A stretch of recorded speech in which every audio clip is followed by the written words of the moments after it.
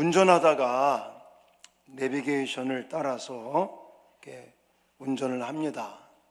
근데 예를 들어 딴 길로 가잖아요. 그러면 경로를 이탈했습니다. 그러면서 왜 그리 갑니까? 이렇게 따지는 내비게이션 봤습니까? 없죠. 재탐색합니다. 이래. 다른 길을 또 설정을 합니다. 뭐 내비게이션이 막 화를 내면서 왜 그러냐고 그러질 않죠. 저는 오늘 본문에 그런 하나님이 우리에게 등장하고 있다라고 말씀을 드리고 싶습니다. 하나님이 예를 들어 우리가 뭐 좀 실수도 해요. 또 무너지고 잘못도 하고 하나님 말씀대로 제대로 못 살으면 물론 책망받을 수도 있겠죠. 그렇지만 하나님은 왜 그 길로 갔냐고 막 야단을 치시기보다는 예쁜 목소리의 내비게이션이 재탐색합니다 라고 말하는 것처럼 어쩌면 다시 한번 우리가 돌아보자, 다시 한번 탐색해보자, 그리고 다른 길로 가보자, 이렇게 말씀하시는 하나님을 오늘 발견할 수 있기를 주님의 이름으로 축원합니다. 므낫세의 통치 이야기를 나누려고 하는데요. 므낫세는 아마 남유다 왕 중에 가장 오랫동안 55년을 통치했던 왕이었습니다. 우리가 지금 읽은 1절부터 20절까지 55년의 세월이 들어있는 거예요. 자, 근데 너무 안타까운 것은 우리가 앞부분 봤잖아요. 히스기야 왕 얼마나 잘했습니까?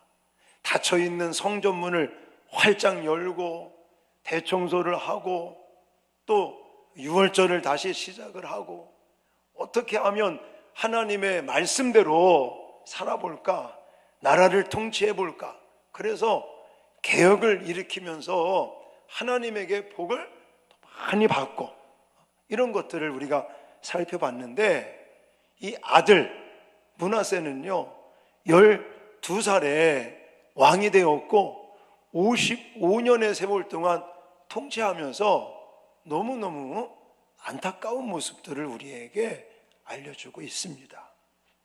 자, 먼저 오늘 본문 속에서 뭐 할 얘기가 너무나 많지만 제가 세 가지만 중요한 거 좀 짚어드리겠습니다. 자, 먼저 죄는 밖에서 시작하지만 결국은 성전 안에까지 들어오더라. 이건 죄의 확산성을 이야기하고 있다라고 말씀드리고 싶습니다. 3절 말씀을 한번 보십시다. 3절 시작. 그의 아버지 히스기야가 헐어버린 산당을 다시 세우며 바알들을 위하여 제단을 쌓으며 아세라 목상을 만들며 하늘의 모든 일월 성신을 경배하여 섬기며. 아멘. 12살의 어린 나이에 왕이 돼서 아니 아버지 따라 선왕인 히스기야 아버지 따라 그렇게 여호와 보시기에 정직히 행하며 나라를 다스리고 통치했다면 얼마나 좋았겠습니까? 그런데 안타깝게도 그는 하나님의 길이 아닌 세상의 길을 선택합니다. 그래서 히스기야는 왜 산당을 무너뜨렸잖아요. 근데 이 므낫세는 오히려 반대인 거예요. 아버지가 무너뜨렸던 산당을 다시 세웁니다. 아세라 목상을 다시 만들고 이러는 거예요.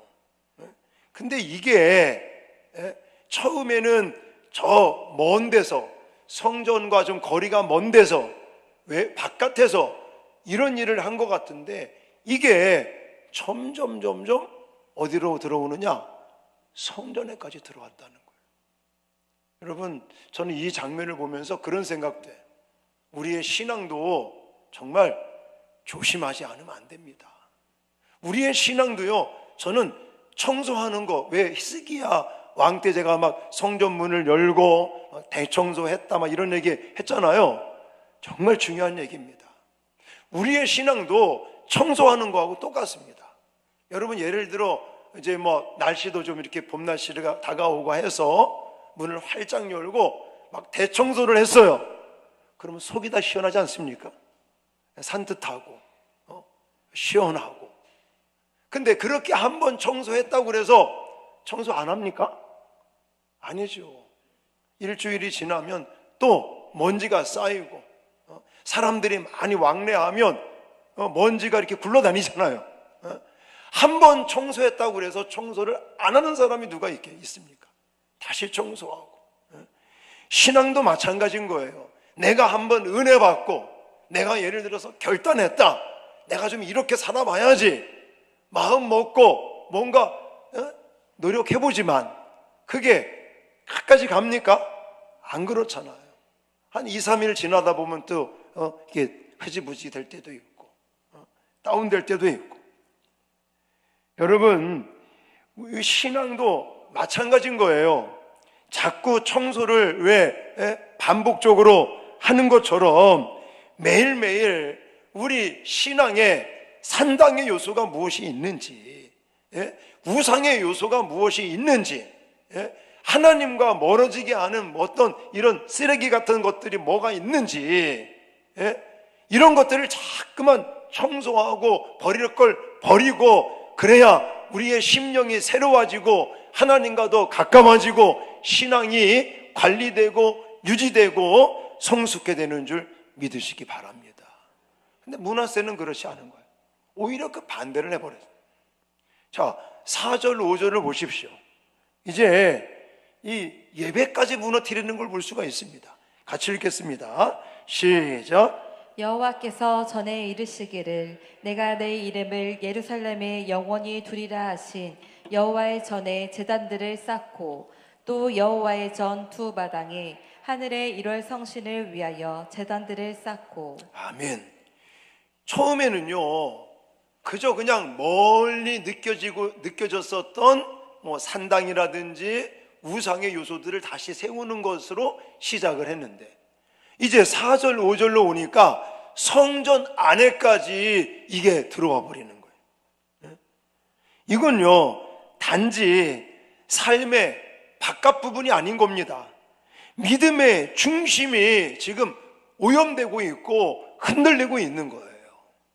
우리가 이런 우상의 요소들, 산당 같은 것을 우리가 세운다든지 목상을 만들고 이런 건 하지 않지만 사실은 우리들도 똑같습니다. 처음에는 신앙과 별로 관계 없는 것 같은 것들, 세미한 거, 작은 거, 이것서부터 처음에 하지만 그것이 점점 신앙 쪽으로 다가오고 나중에는 아이고 지금 바쁜데 예배 하루 제끼지, 이런 식이 되어버린다니까요.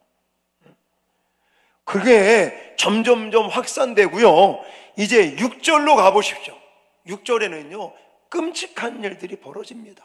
자, 어디까지 한번 이렇게 죄가 점점 확산되어지면서 끔찍하게 변하는지, 자 6절 말씀 읽겠습니다. 시작. 또 흰놈의 아들 골짜기에서 그의 아들들의 불 가운데로 지나가게 하며 또 점치며 사술과 요술을 행하며 신접한 자와 박수를 신음하여 여호와 보시기에 악을 많이 행하여 여호와를 진노하게 하였으며. 아멘.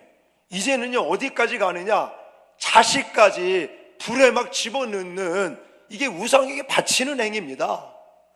이런 일까지, 거기다가 점치고 사술과 요술을 행하고 또 신접한 자와 박수들을 그들을 가까이 하고 그들을 신임, 결국은 여호와 보시기에 악을 행하는데 뭐라고 표현되고 있어요? 악을 많이 행하여 여호와를 진노하게 하였다라고 성경은 말하고 있어요. 얼마나 안타깝습니까? 10절로 가보면요, 10절은 더더욱 안타까운 일이 더 많아요. 사람이 실수할 수 있죠. 근데 그 실수를, 그 잘못을 지적을 해주고 얘기를 해주면 그거 듣고 바꾸면 되는 거 아니겠습니까? 근데 안 들어먹어요, 이제는요. 마음이 화인 맞아지는 것 같습니다. 자, 10절 말씀 또 읽겠습니다. 시작. 여호와께서 므낫세와 그의 백성에게 이르셨으나 그들이 듣지 아니하므로. 아멘. 하나님이 보시기엔 너무너무 안타깝고 막 그러니까 이제 하나님께서 므낫세와 백성들에게 말씀을 하시는데 이제 여호와께서 주시는 말씀까지도 무시하는 거예요. 듣지 않습니다. 바로 죄라는 게 이런 거예요. 우리들도 조심해야 될 게 이렇습니다. 처음에는요, 별거 아닌 거 그냥 이게 하나님 앞에 큰 죄가 될까? 이게 이 정도는 하나님 괜찮을 거야. 그 작은 것으로 시작을 했다가 그것이 이제는 점점 성전 안으로까지 들어오고 결국은 하나님의 경고의 메시지도 무시하거나 그냥 아무런 느낌 없이 그것을 받아들이지 않는 이런 영적인 무지함과 마음에 화인 맞은 자처럼 변해버리는 것이 죄의 근성이다라는 거예요. 그런데요, 오늘 본문에 너무너무 다행스러운 일이 벌어집니다. 아니, 다행스럽다기보다도 이게 끔찍한 일인데 하나님의 입장에서는 정말 다행스러운 일이었어요. 그게 뭐냐면 쇠사슬에 묶여가지고 아수르 군대가 쳐들어와서 이제 왕인 므낫세를 잡아요. 그래서 쇠사슬에 묶어서 포로로 끌려가게 됩니다. 우리가 그냥 겉으로 표면적으로 볼 때는 쇠사슬에 묶여서 끌려가니 이제 모든 것이 끝났다. 아까도 하나님께서 악을 많이 행하는 그에게 진노했으니까 이제 끝나버렸다 라고 느껴질 수 있는데요, 그게 아니고 이 쇠사슬은 하나님의 저주가 아니에요. 하나님의 버림이 아니라 오히려 하나님께서 다시금 탐색케 하는, 다시금 일으켜 세우시는 하나님의 은혜라는 사실을 꼭 기억하시기 바랍니다. 자, 11절 말씀을 보십시다. 자, 11절 말씀 읽겠습니다. 시작. 여호와께서 아수르 왕의 군대 지휘관들이 와서 치게 하심에 그들이 므낫세를 사로잡고 쇠사슬로 결박하여 바벨론으로 끌고 간지라. 아멘. 아수르 군대가 와서 이제 왕을 생포했죠. 쇠사슬을 묶어서 바벨론으로 포로로 끌고 갑니다. 근데 이게 아수르 바벨론 사람들이 하는 게 아닌 거예요. 우리가 그냥 겉으로 볼 때는 바벨론 왕이 쳐들어와서 이제 쇠사슬에 묶어서 끌고 간다, 그렇게만 생각할 게 아니라 이거는 쇠사슬에 묶이는 것은 누가 하신 거라고요? 하나님이 하시는 거예요. 하나님이. 그래서 제가 다행스럽다라는 거예요.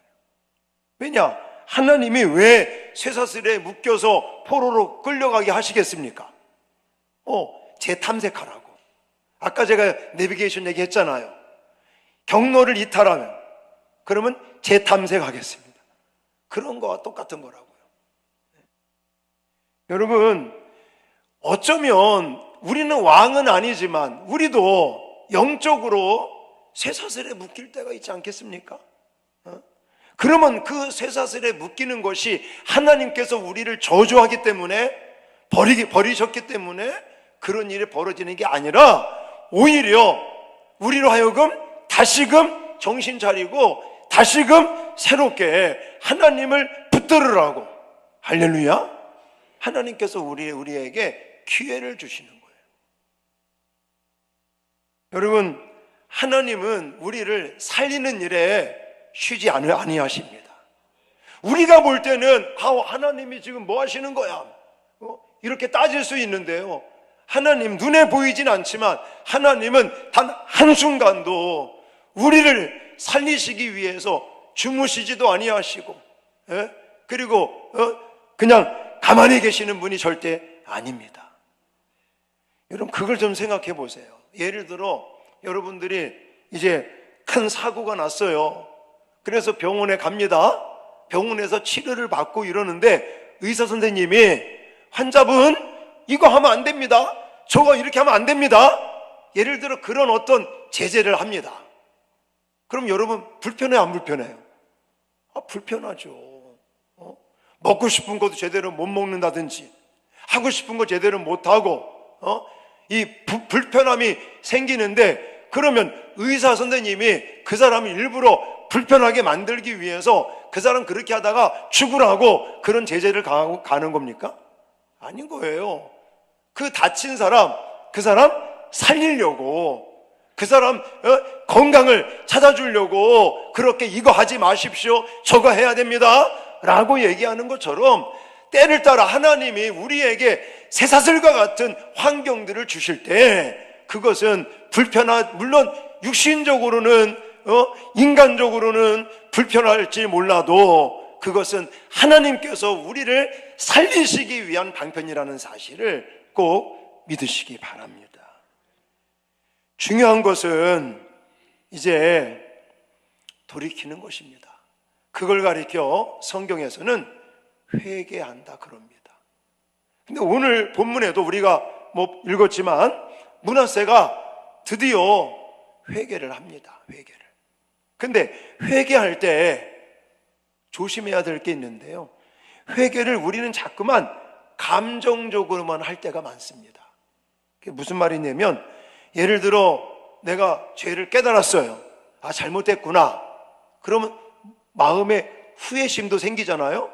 그럼 후회를 하고, 예를 들어 각성을 하고 내가 잘해야지 이렇게 마음 먹는 이 감정적으로 하는 것만을 회개한다라고 생각하는 사람들이 너무나 많습니다. 근데 오늘 본문에도 나와 있지만 회개는 감정적으로만 하는 게 아닌 거예요. 회개는 후회가 아니라 뭐다? 방향의 전환이다 라는 것을 꼭 기억하시기 바랍니다.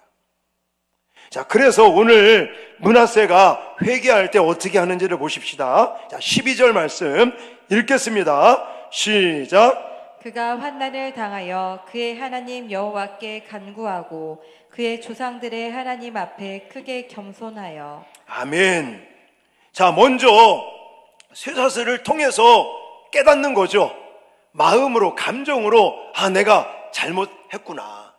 그것을 깨달았어요. 환난을 당하면서 죄를 깨달으니까 마음으로, 감정적으로 후회만 한 것이 아니라 어떻게 했다고요? 여호와 앞에 간구하고 또 겸손하게, 이게 바로 하나님 앞에 용서를 구하는 기도를 하는 거죠. 그러면 감정적으로 하나님 앞에 후회만 하는 게 아니라 기도도 하고, 그 다음에 뒤로 가면요, 우리가 14절, 17, 16절 이런 데로 쭉 가보니까 결국 자신뿐만이 아니라 온 백성들과 함께 하나님 앞에 잘못된 것들을 뜯어 고친다는 거예요. 방향을, 세상을 향했던 방향을 여호와께로 전환을 하고, 여호와께서 싫어하시는 우상을 철거하고 제거하고, 이런 일들을 실제 실천하는 모습들, 이게 진정한 회개다라는 거예요. 진짜 회개는요, 마음으로만 하는 게 아닙니다. 말로만 하는 게 아닙니다. 마음으로도 해야 되고 또 입술로도 해야 되고, 그도 실질적으로 삶의 일상생활 속에서 나의 방향을 180도로 바꾸는 것을 의미하는 거예요. 할렐루야! 이것이 진정한 회개다라는 것입니다. 그리고 이런 회개가 결국은요, 하나님의 마음을 바꾸십니다. 하나님께서 그래서 진노하셔서 쇠사슬을 하나님이 채웠잖아요. 하나님의 그걸 바꾸신다니까요. 돌이키기만 하면 하나님께서 그 돌이키는 것을 받으십니다. 그래서 우리가 13절 같은 데 가보시면 하나님이 그의 기도를 뭐였다고 그랬어요? 받으시며, 이렇게 말하는 거예요. 받으시며. 하나님이 회개하는 므낫세를 받아주시는 거죠. 여러분, 예를 들어서 여러분들의 자녀가 이제 예를 들어 사춘기 때 가출을 했어요. 가출을 했다가 며칠 만에 집에 들어왔네. 그러면 집에 들어온 그 아들, 딸 앉혀놓고 너 왜 나갔어? 너 나가서 무슨 짓을 했는지 다 써! 빨리 진술서 써! 이러는 부모 있어요? 아닌 거예요. 사춘기 때 좀 마음이 그래서 가출했다가 들어오면요 그냥 뭐라 그래요? 그냥 잘 왔냐? 잘 왔냐? 저도 사춘기가 있었습니다. 그래서 학교는 다녔는데 집에 안 들어갔었어요. 저는 싫어. 왜 우리 부모님은 왜 농사를 짓지? 아니 우리 집은 왜 맨날 빨간 날 일만 해야 되지? 이런 불만을 가지고 제가 그리고 또 교회를 또 못 가게 하네 막 가출을 해버렸지. 그냥 가출하면 안 됩니다. 그냥 예를 드는 거지. 가출을 했다가 학교는 그래도 갔었어요. 그랬다가 집에를 한 일주일 만에 들어왔네. 그랬더니요 우리 어머니 말 일하러 가자. 왜 내 집에 안 들어왔느냐? 막 그전에는요 막 고집 피우면 그 쌀입이 있잖아요 산에 그거 꺾어다가 막 맴매했던 분이 와 그날은 그냥 일하러 가자 딱 하고 그 말이 끝. 가출했다가 들어온 아들 가지고 너 왜 나갔느냐, 나가서 무슨 짓을 했느냐, 뭐 써라, 뭐 반성문 써라 이런 거 없으시더라고요. 저는 하나님도 오늘 문화세를 보니까 하나님도 그러신 거예요. 우리가 예를 들어 신앙의 사춘기를 맞이해서 예를 들어서 좀 방황을 했다가 죄를 또 졌다가 그렇다고 방황하고 죄질하는 얘기 절대 아닙니다. 그럴지라도 하나님은 우리가 정말 마음에 회개를 하면서 돌이키면서 그리고 집으로 돌아가듯이 하나님 품으로 방향을 전환해서 하나님께로 나아가기만 하면 하나님은 왜 둘째 아들 있잖아요. 탕자 집 나간 아들 저 멀찍이서 알아보고 달려가서 품어주고 또 목욕시켜주고 다시금 잔치를 배설하면서 내 아들이 돌아왔다고 반기는 그 아버지처럼 하나님도 우리가 회개하면서 방향을 전환하고 하나님께로 돌이키기만 하면 품어주시고 다시금 세워주시는 하나님인 것을 믿으시기 바랍니다. 그런데 그런 회개를 할 때 조심할 게 뭐라고요? 감정적으로만 하지 말라고요. 후회만 하고 그냥 마음으로만 하면 안 되고 그것이 일상생활 속에서 실제로 방향을 전환해서 열매로 맺혀지는 그런 모습들로 회개가 참된 회개인 줄 믿으시기 바랍니다. 그리고 철저하게 이거는요 없앨 것을 없애야 된다는 거예요. 오늘 본문에도 14절 이하에 보십시오. 므낫세는요 진짜 회개를 하고 있는 거예요. 그냥 마음으로만 말로만 하는 게 아니라 철거를 해버립니다. 우상의 요소들, 산당들, 이거 세웠던 것들을 자기가 잘못했던 것들을 다 허물어 버리고 끊을 것을 끊고 그렇게 해서 완전한 방향 전환을 하고 환경을 바꾸고 있다라는 것을 기억하시기 바랍니다. 물론 우리의 신앙하는 거하고 이제 다이어트나 이런 거하고 비교가 좀 될지는 모르겠지만 저는 그런 생각이 들더라고요. 왜 우리가 이제 은혜 받고 뭔가 좀 잘 해보자. 또 예를 들어 그러다가 무너집니다. 실수하고 또 잘못하고 죄 짓습니다. 그랬다가 다시금 또 하나님 앞에 회개한다고 그렇게 마음으로 또 방향을 전환해서 뭔가 결단하고 새롭게 하려고 할 때 그때 우리에게 또 한 가지 필요한 게 있는 거예요. 그게 뭐냐? 저는 환경을 바꾸는 게 중요하다라고 말씀드려요. 오늘 본문에 물론 그게 나와 있지는 않는데 이게 회개 운동할 때 이게 너무너무 중요하기 때문에 제가 이 말씀을 드리는 거예요. 자, 예를 들어서 내가 다이어트를 한다고 칩시다. 내가 다이어트를 하는데 식탁에 과일이며 먹을 게 잔뜩 있어요. 그러면 다이어트 성공할 수 있을까요? 없을까요? 어렵습니다. 이걸 바꾸지 않으면 안 되는 거예요. 만약에 내가 정말 다이어트를 하고 싶다, 내가 다이어트 하겠다라고 마음 먹고 결단하고 뭔가 새롭게 바꾸고 싶다, 그러면요 먼저 냉장고를 치워야 돼요. 냉장고에 먹을 거 잔뜩 넣어놓고 또 식탁에다가 과일 바구니에 과일 간식거리 엄청 싸놓고 나 다이어트 합니다 절대 성공 못합니다. 내가 결단하고 해야 되겠다 싶으면요, 집에다가 체중계 갖다 놓으시고 하루에 10번이고 올라가셔야 돼. 매일 집에 들어가면 일이 체중계에 올라가요. 내가 지금 몸무게가 어떻게 되나, 키로수가 늘으나 줄으나. 그리고 식탁이나 냉장고에 먹을 것을 없애야 됩니다. 그래야 성공을 하는 거예요. 아셨죠? 물론 이게 신앙생활하고 비교는 안 되겠지만 사실은 비슷한 것 같아요, 제가 볼 때는. 여러분, 우리가 뭔가 회개한다고 말하고 결단한다고 말하고 이제 부흥회를 통해서 은혜 받았고 내가 좀 이렇게 살아보겠다고 막 그런 은혜를 내가 갈망하고 막 했을 때에 우리의 환경들을 바꾸는 게 너무너무 중요한 거예요. 날마다 내가 그전에 정말 은혜의 삶을 살지 못했던 거, 그런 거 그대로 하고 하면서 내가 은혜 생활을 하겠다? 안 된다니까요.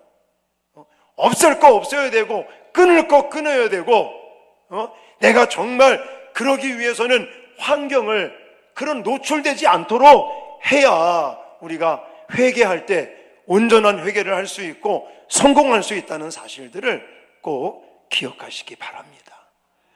사랑하는 성도 여러분, 오늘 우리는 55년의 얼마나 긴 시간에 통치를 하면서 지옥과 천국을 왕래했던 이 므낫세의 통치 이야기를 같이 살펴봤습니다.